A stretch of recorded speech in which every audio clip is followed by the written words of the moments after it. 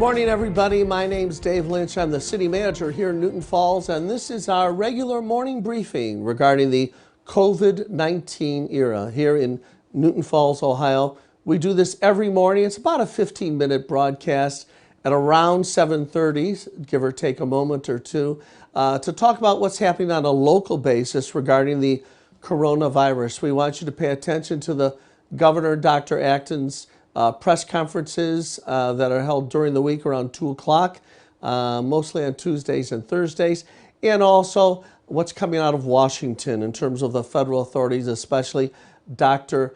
Fauci from the Presidential Task Force. But we do want folks to know what's going on in Newton Falls on a local basis. Yesterday was a program with a lot of eye-opening information, and what was exciting about it is that it got a lot of attention. We normally get about 1,500 viewers throughout the course of an entire day. Obviously, this thing becomes archived and available to viewers all day long. And by the end of the day, about 1,500 viewers. And yesterday's broadcast brought in well over 4,500 viewers. And one of the things that happened during that broadcast is we received a lot of information that sort of clarified and or really created a contrast with some of the information that we've talked about before. Information is power.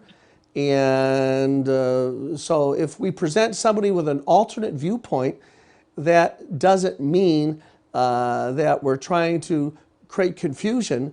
We're trying to create information so that you can make your own decisions. And so there were a number of comments that said, well, I guess when Mr. Lynch told us to wear a mask, that's not true anymore. I'm so confused. Well, first of all, those that say that they're confused, I'm not necessarily buying that, because you folks in Newton Falls are intelligent people. You can tell when new information comes up. If you're driving down the road, you're intelligent people. If you see a roadblock in the road, you don't get confused. You figure out another way to get to your destination. Well, it's that way with information and making decisions as well. So we've seen that there's a lot more information, and we need to, and our government needs to, approach that information by adjusting.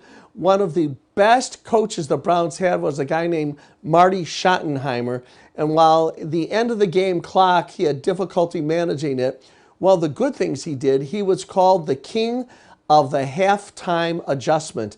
And what it meant that if he was losing the game during the first half, he made adjustments and then oftentimes prevailed because of those adjustments when he got into the second half. Well, folks, as it comes to the coronavirus, we're now getting into the second half, hopefully. And you're entitled to hear the information that Jack Windsor has brought out, telling us where maybe some of the data that our higher levels of government have relied on, it may not have been as accurate as they thought. And giving them the benefit of the doubt, we as citizens have the right to make some decisions. Personally, I think the masks are a great thing as a barrier. There has been some information indicating that the mask itself can cause difficulty for some individuals as they wear them.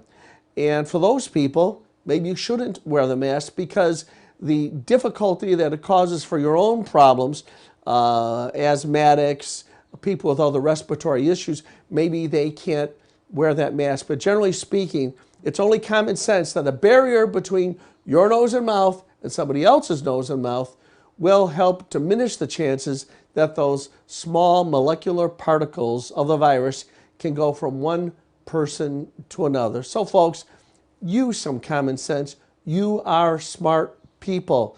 And I'm not going to deny you access to information that comes to my attention simply by virtue of the fact that there's a concern you might be confused. If it comes to actual medical decisions, you've got access to your own doctor and you can make some of those decisions. Well, this morning I am excited because as we've been talking to businesses and the way that they operate here in Newton Falls, we've had the opportunity to see methods businesses are using. Some want to wait a little bit longer. For example, Big D's, an outstanding restaurateur, Big D's Grill, is waiting a much longer period of time to have his operation up and running in terms of serving people for dining capacity. On the other hand, Robbie Lee's has made significant changes, and they are serving people for dine-in right now, as well as participating in a big takeout kind of trade. The point is, different businesses handle things in a different way, and because of these broadcasts, you get access to information in the way they are operating. And one of the things we've been talking about is how organizations operate. We've talked to the different vets clubs and to some of the other organizations. And on the live line now, somebody I've really wanted to talk to, because she is the head of the Newton Falls Youth Soccer League. And I wanted to chat with her a little bit about how soccer is being affected. So on our live line is the head of the Newton Falls Youth Soccer League, Cassie Gant. Good morning, Cassie. How are you? Good morning, Dave. I'm doing great. How are you? Great. Thanks for coming on the line on this early morning. Absolutely. Well, athletics in general have kind of had a damper put on them during this COVID-19 activity. What's going on with Newton Falls Youth Soccer, and how are you dealing with it? Well, we're kind of at an impasse right now because we still haven't received a lot of good information on how we are to proceed moving forward from the governor. So we're not really sure where to go moving forward. Mm-hmm. Well, go ahead. I'm sorry. Oh, I was going to say I spoke with some of the other league representatives from our surrounding communities, and I know that there are several communities that actually have already made the decision to cancel their seasons entirely, but we have not decided that yet in Newton Falls. Well, I'm actually kind of glad to hear that because, for example, I've been following some of the things coming out of Columbus and speaking to the health department. Sometime in early June, some of the softball leagues are getting ready to start up again. And I am optimistic that sometime between now and early June, that is the next few days, more information will come out because as I saw the governor talk about non-contact sports, soccer can be played in a way that you're not necessarily bumping into each other in a heavy physical contact kind of way. Would you agree with that?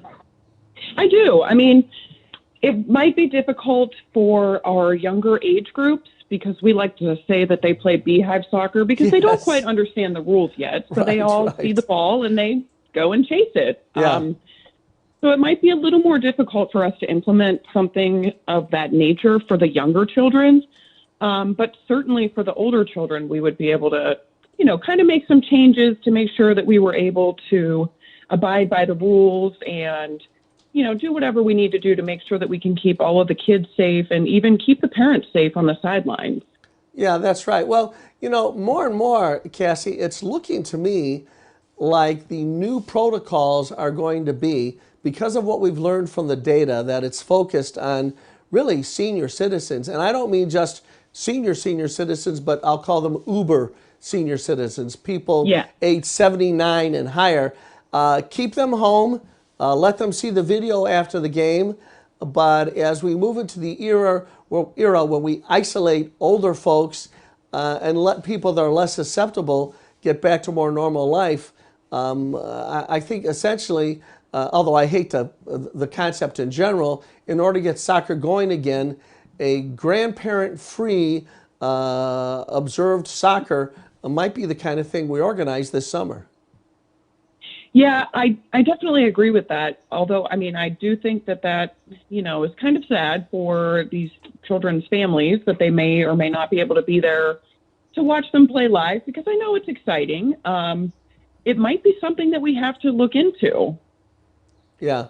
Well, to, keep them home, to keep them safe. Yeah, that's right. And by the way, just sort of a general accolade to you and your organization.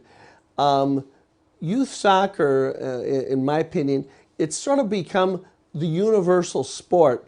And all I mean by that is it usually is a child's first entree into the world of organized physical activity because, baseball's not complicated, but it does involve the concept of certain developed skills.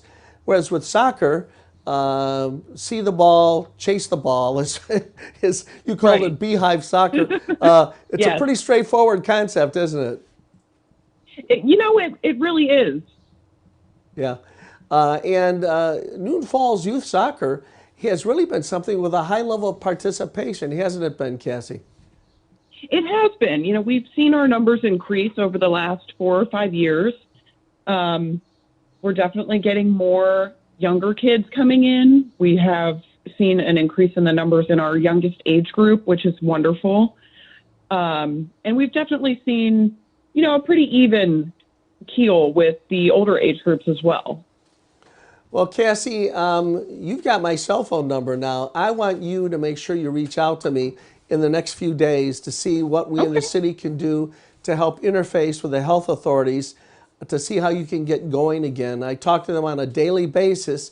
And in addition to that, although the city's resources have been dampened in a very significant way by the COVID-19 diminishing payroll throughout Newton Falls, we want to see what we can do to help. So please make sure you stay in touch with my office during these next few days. Absolutely. I greatly appreciate that. Cassie, before we go, also, two things I want to ask you. Generally, the locations are those fields off of Milton, and do you have any other fields that you play on? Well, we are kind of going back and forth between playing back at the park again, or playing behind the old Catholic school. Sure. So if we are able to, we would love to go back to playing behind the old Catholic school. We could fit all of the fields over there so that all of the parents with multiple children in different age groups, they would be able to see, hopefully, each of their children if they were to have a game coinciding at the same time. Right, that's the old St. Mary and St. Joseph Catholic School on Milton, really not very far from where the high school is located. And Cassie, on that topic as well, stay in touch with me so I can help. I know we've got some issues we need to resolve in terms of making sure the grass is cut and the fields are lined, but I think those are relatively small hurdles, so please stay in touch with our office in that regard. The other thing we wanted to do is make sure people could contact you, that as things get geared up again, they can reach you. And I understand it's the email address is nfysl44444@gmail.com, which stands for Newton Falls Youth Soccer League. And of course, our zip code at gmail.com. And folks, it's on the screen right now. And Cassie, you check that email on a regular basis, right? Yes, we do check it regularly. That is outstanding. Well, our hats off to you for keeping the fire burning of youth soccer here in Newton Falls during this difficult time. We'll do everything we can to help. Stay in touch, and thanks so much for being the representative that we so badly need to keep things organized here in Newton Falls when it comes to soccer. Cassie, have a great weekend, and peace and good health to you and your family.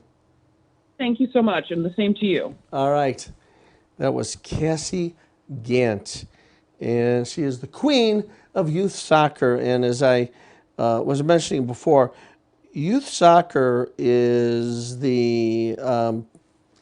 what I would basically say it's the gateway into organized physical activity for most kids. I mean, you can take a 2-year-old, if you're old enough to walk, you're old enough to put on a pair of shorts and chase after that ball. But as she mentioned, the social distancing issues, getting kids 5 and under, or even 6 and under, to understand social distancing when you've already told them to go chase the ball is difficult. Well, right now we are bringing on another one of our business operators, an entrepreneur. We're excited, from Tiger Den Pizza. Hello. Hello. Yeah, hi, Nicole Brewer. Is that you? It is. Wonderful. Folks, we have Nicole Brewer on the line. She is the owner-operator of Tiger Den Pizza, a place with great food and also a place with a great heart, because they've done so much to donate to different programs around town. But before we get to that, we want to talk to Nicole. How are you at Tiger Den Pizza dealing with the coronavirus era? Well, I mean, we had to make a few changes as far as like contact delivery. Contact delivery, sorry. We offer that. We've continued to offer curbside pickup. We've offered that previously. For whatever reason, somebody couldn't make it into the store, whether it be a mom with a bunch of kids or, you know, anything to kind of accommodate people. The inside of the store was constantly clean. The lobby's kept clean. The counters are wiped down. Sanitizing, hand washing, the usual. Yeah, yeah. You never thought you'd go through so much sanitization as you have in the last few weeks, huh, Nicole? I don't know, man. I got 4 kids. I do a lot of cleaning. Yeah, okay. Yeah, and the pizza over there is great pizza. People have appreciated it for a long time. And you've always inserted yourself into the community, Nicole. Talk about the organizations you've helped. It's funny, helping the world through pizza. It might also be your motto, huh, Nicole? Well, you know, like, I don't know. We just like to help where we can. You know, you see somebody to help. That's what this town does. You know, Yeah. we all pull together when somebody needs something, and I don't feel like it's necessarily going out of my way. I just feel like it's being part of the community. Well, You know? I realize that, but it does cost money, and you're being somewhat unwilling to take credit. But the fact is that there have been a number of occasions where a football team or a basketball team or some kind of organized youth organization suddenly has pizza showing up, and it's because of the good graces of Tiger Den Pizza. You've done that a lot, haven't you, Nicole? We try. We try. You know, our kids are involved in a lot of stuff, and you know, it's nice to have that. Yeah. Well, they I know they've appreciated it. The other thing is something about showing up to some particular organized meeting or something. It's just a meeting. You add pizza, and now it's a party. That's right. It's really unique what you've been doing around town, and I know that they appreciate it. And the other thing I think people don't realize about the kindness and charity of Tiger Den Pizza is that you've also got involved in helping supplement the lunch program over at the schools, where there are kids that for one reason or another their parents haven't paid their lunch dues or they don't have enough money for lunch, and rather than have that kid embarrassed because they can't participate over in the cafeteria, in the background you've gotten involved in making sure those kids were taken care of, haven't you? Yeah, we've done a little things here and there, making sure that everybody's taken care of. Yeah, Nicole, you Especially got to our give me kids. some details, young lady. That's how the interview works. I ask a question, you give details. Okay. Yeah, I mean, we don't want any kids left out. The kids of the community are they're important, so we got to take care of them. We don't want anybody to go without. We don't want anything. We just want to make sure it was good across the board. Everybody goes, gets their lunches, and nobody knows any difference. So. Well, it really is outstanding. Well, let's talk about the great purveyors of foodstuffs that you are. It's not just pizza. My recollection is you've got a calzone, which is about the size of an entire loaf of bread. Tell us about that. We have them listed as strombolis on the menu. Strombolis, Tuesdays, yes, you can I'm get 'em on sorry. sale. Yeah, you can do any specialty pizza in them. They're pretty Well, good. just tell people, They'll tell fill you people up. what a stromboli is. Details, Nicole, details. Well, it's going to be about the size of a small pizza, maybe in between a small and a medium pizza. Yeah. Fold it in half, and you can stuff it with whatever you want, any kind of sauce you want, any kind of pizza you want. And I was going to say, like, a 2-topping is like $5.49, and any of our specialty pizzas are $6.99. Yeah. So you can put any of those into those, and it's like a big heavy duty sandwich. Yeah, a big and heavy duty is the description. I had one for lunch not that long ago, and I couldn't finish it. So it's if you think that you're going to get stranded somewhere, throw a few of those in the freezer, and it'll get you through a crisis because there's a lot of nutrition in it as well. Besides the pizza and the strombolis, you have other things on your menu as well, don't you? Yeah, we offer We actually started cannolis, and I have those Oh. shipped in from New York. So those are the good ones. Now that's Italian. Yeah. Everybody's like, what are cannolis? I'm like, oh, try them. Yeah. We have boneless wings. We offer wedges, deluxe wedges, salads, a bunch of different salads. Breadsticks, cheesy bread, cheddar cheesy bread, cinnamon sticks, a little bit of everything. Well, the purpose of the interview was to talk about how you're dealing with the coronavirus. So the real question is Tiger Den Pizza, through all these methods, the touchless delivery, the pickups out in the parking lot, are you able to financially survive until everything opens up entirely? You know what? We have been extremely blessed to be a part of this community. Like I said before, everybody pulls together to help each other, and our customers have been absolutely amazing. We are so busy that we are so tired, but we are so appreciative. You know what I mean? I bet. Well, maybe that's a good tired. So in other words, It is. when I'm reading between the lines, you are saying that, yes, the coronavirus era is tough, but your customers have supported you to the point where you think you're going to be able to make it through okay. Absolutely. Yep, we're all going to make it through. We all help each other. We'll all get through it. Yeah, yeah.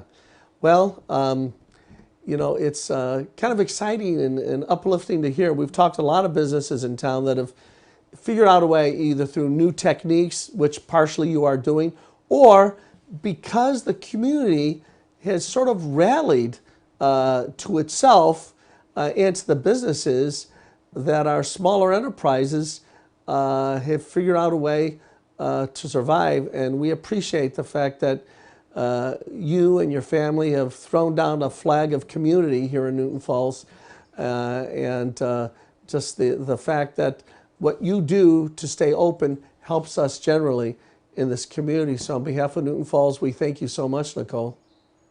Well, we thank you guys. We love Newton Falls. It's our home. Everybody take care of everybody. Well, that's outstanding.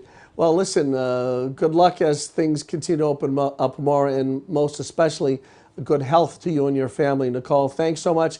And the Tiger Den Pizza number is 330-872-5577. So call that number, folks. Have lunch today at the Tiger Den Pizza, and then have dinner tonight through the Tiger Den Pizza. And believe me, what you get back isn't just the good food, it's the goodwill of Nicole Brewer and her family supporting our community at Tiger Den Pizza. All right, good health and have a great weekend. Thanks so much, Nicole. Same to you, Mr. Lynch. Yeah, Bye-bye. take care. Mr. Lynch, man, she's making me feel old. Remember, the city manager serves you. So call me anytime. We have masks if you want them, as we've been talking about it. And we have some new programs coming up we'll be announcing in the next few days. But to reach the city manager's office is 330-872-0806. And you could talk to me personally. In fact, I'd like you to do that. That is certainly easier to allow me to deal with information directly as opposed to just making a Facebook post. Because you might make a Facebook post that has wrong information in it. And frequently I see someone do a Facebook post, I wonder what the city manager thinks about this. I wonder what the city manager thinks about that. If you really want to know, call me up. 330-872-0806. We want to remain accessible to you personally, and it's easy to do. Or you can send me an email at davidmlynchnf@gmail.com. davidmlynchnf@gmail.com. Well, folks, there's the end of another exciting episode of the Newton Falls Morning Briefing regarding the coronavirus. As I always say, stay close to your Heavenly Father. He will respond. Sometimes in your very darkest moments, when you feel alone and dealing with issues in your family, regardless financial, relationship issues, things that weigh heavy on your heart. You know the story of the footprints in the sand. When you saw only one set of footprints left in the sand, that wasn't because God left you, it's because He carried you on His shoulder. and he'll do that if you ask him. Well, wear the mask, folks. It's a barrier, and as I say at the end of every broadcast, God bless America, and God bless the city of Newton Falls.